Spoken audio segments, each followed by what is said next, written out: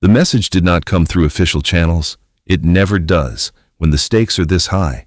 It arrived as a leak, a whisper, a fragment of truth buried inside a classified memo that was never meant to be seen. Before we roll the footage, just one thing. If you enjoy our work, drop a like and hit subscribe. Over 98% of you are watching without subscribing. Let's change that right now. It's free for you, but it fuels everything we do. Subscribed? Perfect. Now, enjoy the video. At exactly 2:13 a.m. Washington time, a single directive began circulating through the deepest layers of the Pentagon's internal network. No press release, no warning, no diplomacy, just a command, cold and surgical.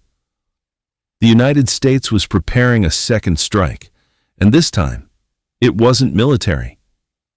For 72 hours, the world had been watching the visible collapse.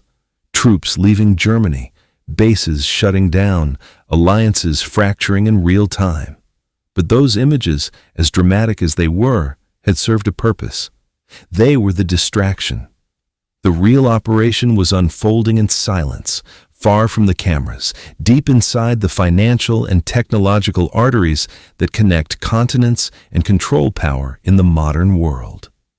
Because what Donald Trump understood, perhaps better than any leader before him, was that military withdrawal creates panic. But economic isolation creates submission.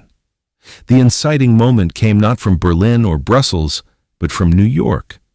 At 9:30 a.m., as markets opened, a coordinated wave of activity began moving through Wall Street. It looked ordinary at first: large sell orders, currency hedges, strategic withdrawals from European equities.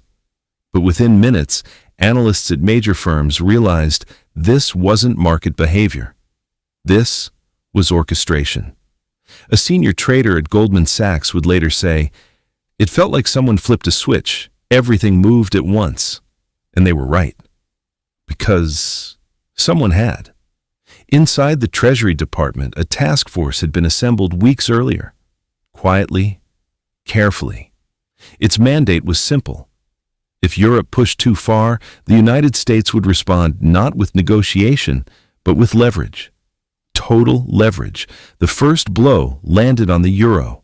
Within an hour of market open, the currency dropped sharply against the dollar. Not catastrophic. Not yet. But enough to trigger alarms across European central banks. The European Central Bank attempted a stabilization move. It failed within minutes. Because the pressure wasn't coming from speculation. It was coming from policy. At 10:12 a.m., the White House confirmed what insiders already feared. A new executive order had been signed. Immediate suspension of preferential financial cooperation agreements with key European institutions. Translation: the financial bridge between Washington and Brussels had just been partially severed. The reaction was instant. Shock turned into disbelief. Disbelief turned into fear. Across Europe, finance ministers scrambled to respond. Emergency calls were placed. Crisis teams activated. But the problem was not lack of preparation. The problem was timing. Everything was happening too fast. The BBC broke the story within minutes. "Unprecedented financial escalation," their headline read. The Guardian went further. "Its economic warfare has begun." And then came the second revelation. A document surfaced, not leaked randomly, delivered deliberately. It appeared simultaneously in the inboxes of major news organizations: BBC, Reuters, Le Monde, the New York Times, all at once. It was labeled simply Strategic Realignment Framework. The contents were explosive. The document outlined a multi-phase plan to reduce American economic exposure to Europe, not gradually, not diplomatically, rapidly, systematically. It proposed shifting key supply chains away from European partners, redirecting investment flows toward Asia and domestic industries, and most critically, limiting European access to American financial infrastructure. Buried halfway through the document was a line that changed everything. Its temporary suspension of selected dollar clearing privileges for non-compliant entities. To the average viewer, it meant nothing. To financial experts, it meant everything. Because dollar clearing is not just a system, it is the system. It is the invisible backbone of global trade, and without it, large-scale international transactions become slower, riskier, and significantly more expensive. An economist from Oxford University would later describe the moment with chilling clarity. That line was the equivalent of pulling oxygen out of the room. Back in Berlin, Friedrich Merz was no longer dealing with a crisis. He was dealing with a cascade. Every phone in the chancellery was ringing, CEOs, bankers, political allies, all asking the same question. What happens next? He didn't have an answer. In Brussels, the atmosphere had shifted from urgency to desperation. Ursula von der Leyen convened a second emergency session, this one behind closed doors. No press, no statements, just raw reality. According to sources inside the room, the tone was unlike anything seen before. Voices raised, accusations exchanged, lines drawn. One senior official reportedly slammed a document on the table and said, "We miscalculated completely." Another responded, "No, we underestimated him." Outside, the public reaction was building.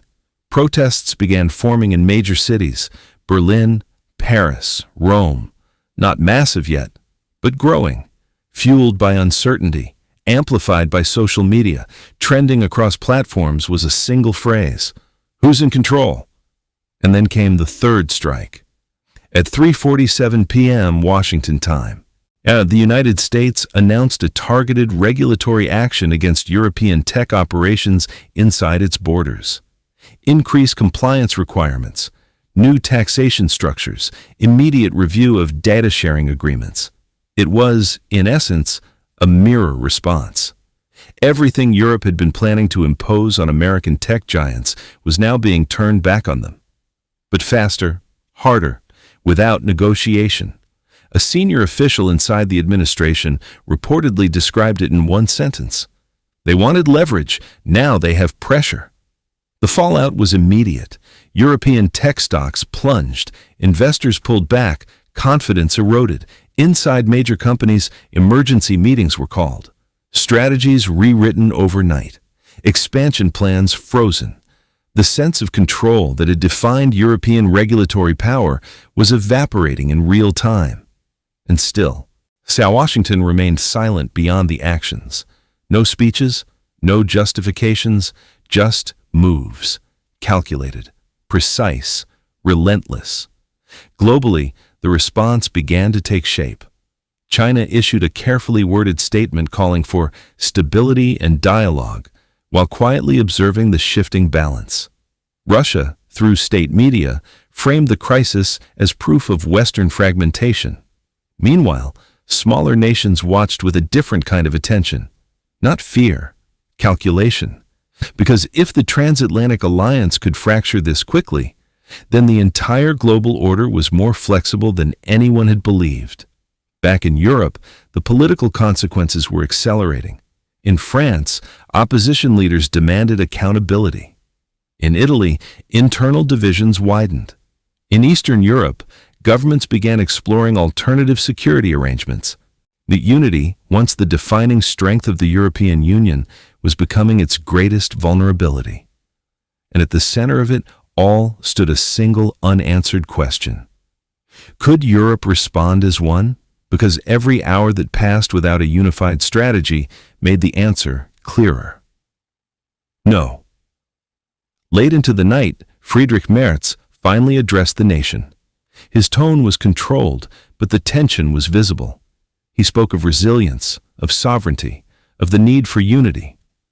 But behind the words, there was something else: uncertainty. Because for the first time in decades, Europe was facing a reality it had never fully prepared for. A world where American support was not guaranteed. A system where alliances could be rewritten overnight. And as the speech ended, as the cameras cut, as the headlines continued to roll in, while one truth remained impossible to ignore. This was not the end of the crisis. It was the beginning. Because somewhere in Washington, decisions were still being made, moves still being calculated, pressure still being applied, and somewhere in Europe, leaders were realizing that the old rules no longer applied. So now the question is no longer what just happened. The question is what happens next. Will Europe fracture under the weight of its own divisions? Will Washington push even further, reshaping global power and its image? Or will a new alliance rise from the chaos, rewriting the balance entirely? Because history doesn't wait. It doesn't pause. It moves forward with or without permission. And right now, it's moving faster than anyone expected. If you want to understand where this is going before it happens, if you want to see the next move before it's made, then stay right here. Subscribe. Because the next chapter isn't coming. It's already unfolding.